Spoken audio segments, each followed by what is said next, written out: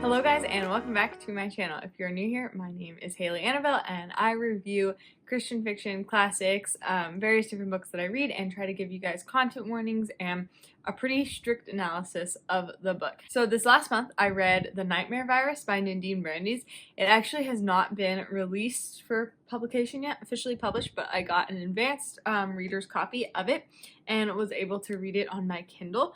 So I'm really excited to review this for you guys. I did this a little bit like vlog style. I did some videos, time lapses of me reading it, and then some of my thoughts in between. So I will go ahead and show you guys those thoughts that I had as I was reading. I just started reading The Nightmare Virus by Nadine, and I figured it would be really fun to do a reading vlog of this because I did get sent it as an ARC, and so I'm one of the first people to read it, and so far I am really enjoying it. I'm 6% of the way through. I think I'm on chapter 3 or 4.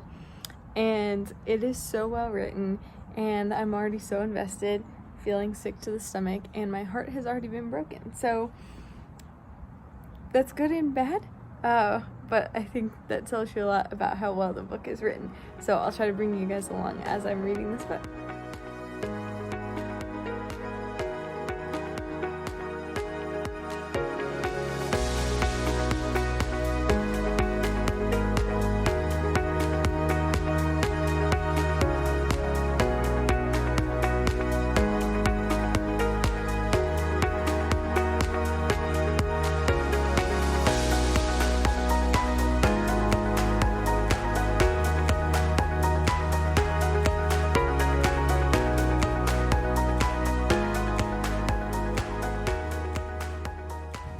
So it's been a couple days since I started The Nightmare Virus.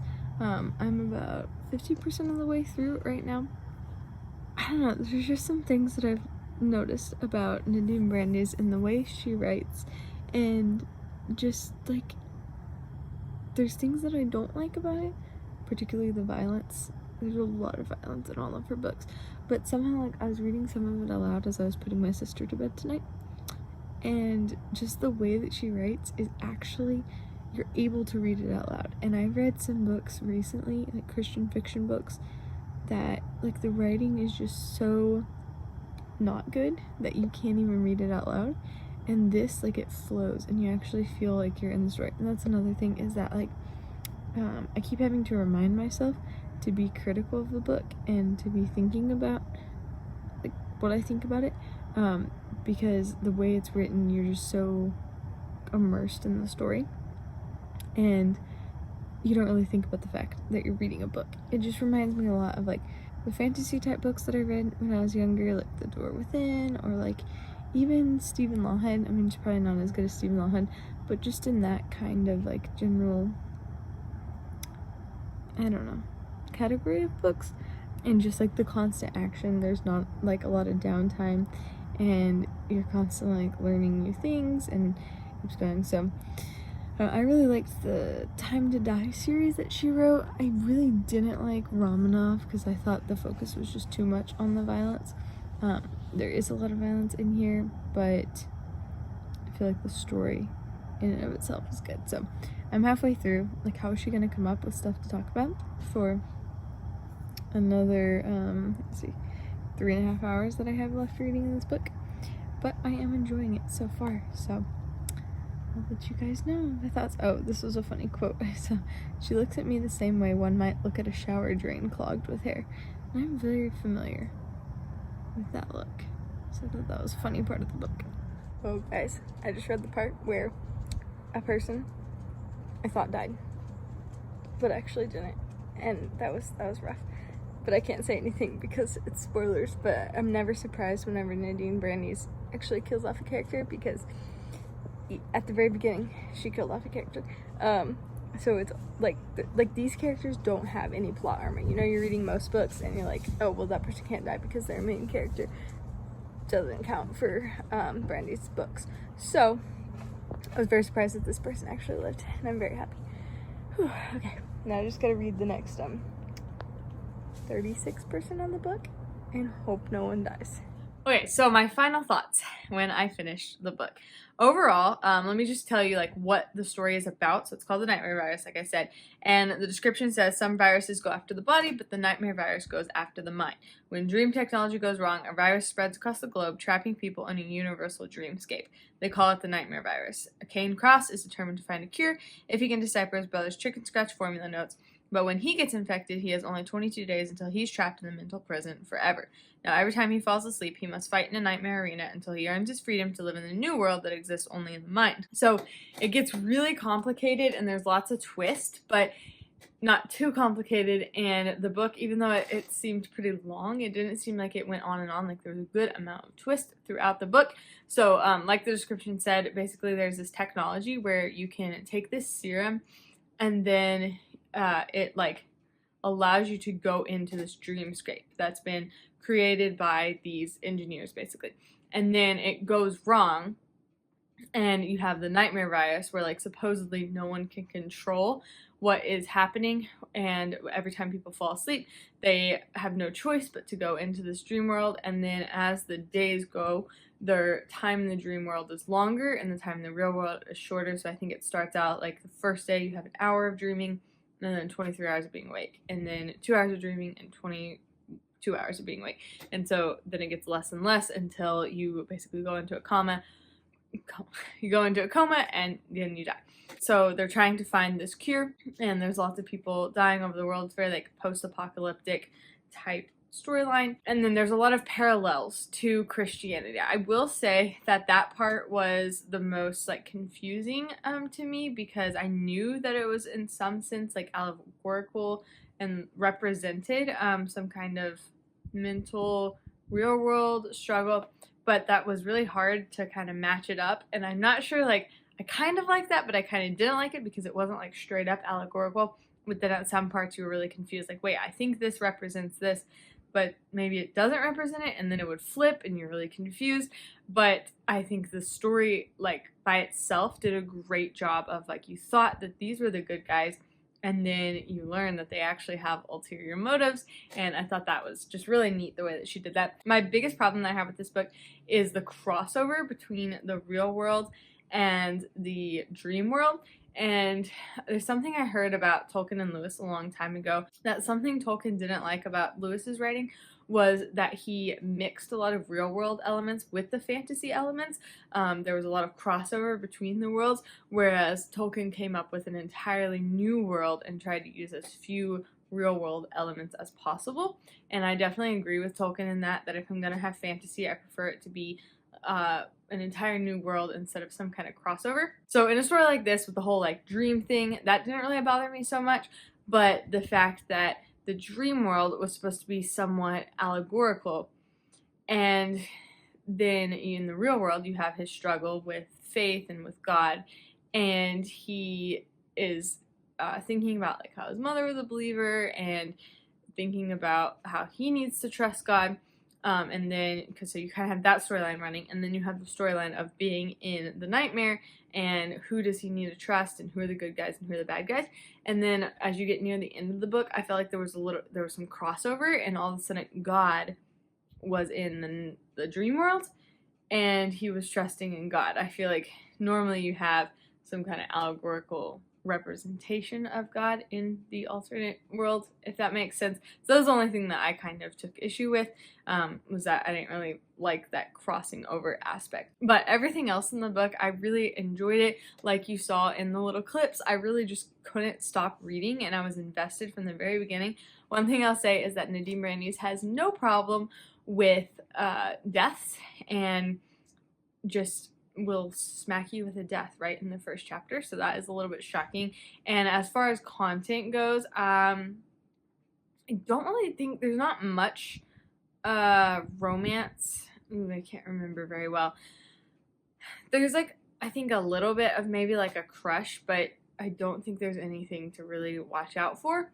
And then there is quite a bit of violence. If you've read any of Nadine Brandeis' books before, you know that she does write quite a bit of blood into her books, so just be aware of that if you have a weak stomach that she doesn't really shy away from that. Now I want to jump into some of the highlights that I made as I was going through. This one thing I really like about the Kindle is that I can highlight or note things that I see as I'm reading through, and then I can share it with you guys. So in the beginning, I thought this was really interesting, and I was curious to see like if she turned around and said something different at the end.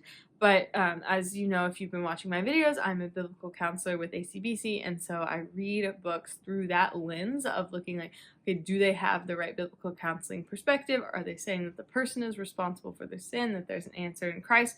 And so in this book, his mother struggled with depression and I think ended up dying from the virus. But I really appreciated that Nadine Brandes actually did talk about how depression was the mother's choice, that she chose not to fight against it, and that she chose for a while to be a bad mom and to succumb to her depression.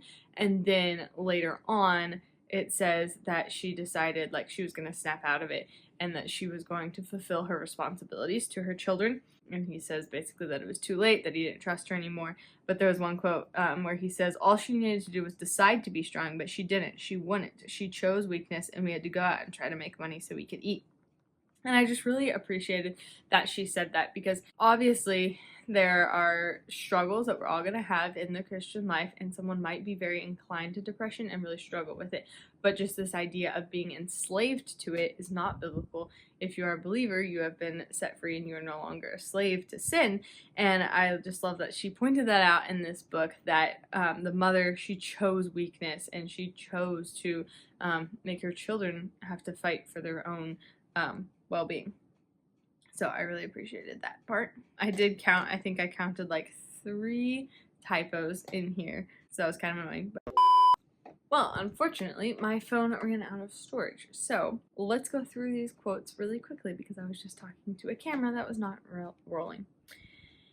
Anyways, I think I had already gotten to the first one, talking about depression, and then one thing I highlighted, I really like this description.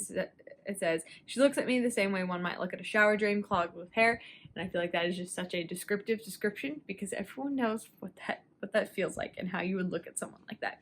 This is kind of an allusion to a Bible verse. I have accepted that I am not of this world. This is not my home and never will be. I liked that.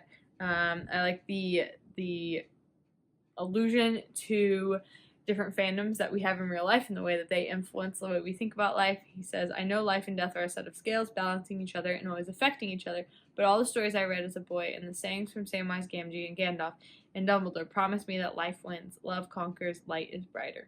And I love that. It just seems so poetical, and that is something I think that sets apart good books from bad books, is does the light win? And even if it has maybe some content in it, is the point that light is going to conquer, or is it letting darkness take over? This was a good description of those people who think that they can have like one foot in the world and one foot in the church and not really choose between the two. He says, I've been leaving the back door of my mind open for an alternative, for a backup plan, not willing to sacrifice one or the other, not willing to choose, the same way as I was doing with God. This part was funny when they're trying to like figure out the intricacies of how does this dream world work, and it says, so blank has been keeping herself awake since she died. This is the weirdest conversation I've ever had. I was definitely chuckling at that part. There's a funny part. The main character, his name is Cain, and so they're talking about like why would his mom name him Cain. I thought that was funny. Then a description of a dragon says, not a flesh-hungry monster like Smaug, but more the Norbert type with a little more obedience. I like how that was again a callback to these fandoms we grew up with. He's trying to convince someone to do something, and he says, because you were willing to die that I got a chance at life. Are we not willing to die for others and give them that same chance? And that just reminded me of like the gospel and how we're called to evangelize, and like we're not dying for each other necessarily, but if you take this illustration that the author is portraying here, that someone evangelized for us and was willing to sacrifice to give us the gospel, and so we need to do that for others so that others can find this life as well. And then I love this scene. The main character, he's taking care of this house full of kids, and he goes through the steps of getting all the food ready and everything, and it says, I hand out paper plates with turkey, a slice of bread, and peanut butter apples as fast as I can. A few say thanks, a few protest, I don't want peanut butter on the apple. I ignore them and pass out cups of warm milk. One boy dips his turkey in it. It just felt like such a real description and so well done, and I just felt like I was there. I love that. And then there's a scene at the end of chapter 44. If you read it, I don't want to spoil it, but just the description was so well done and you were so in the story that I had chills at the end of that chapter, just like you're stressing out about what's going to happen to these people and how is the story going to turn out because it seems so uncertain. So I definitely will say that Nadine Brandes has a talent for writing, and she does a great job at writing these stories that you're really invested in, that you really know the characters and you can relate to them and you just feel like you're in the story and you don't want to put the book down. I really appreciate that about her. For the most part, I've enjoyed everything of hers that I've read. I did not like Romanov. I think the biggest thing to look out for her in her books is, like I mentioned, the violence can be a little bit strong at times and just a little bit too bloody for my taste. But other than that, I do really like her books, and I would love to chat with you guys about them because I feel like more people should read them and they should be a bigger deal. So if this book seems interesting to you, which I think a lot of you will enjoy it, I will leave a link down in the description below to go ahead and pre-order the book and get it as soon as it comes out. Thank you guys for watching this video, and I will see you here next week. Bye!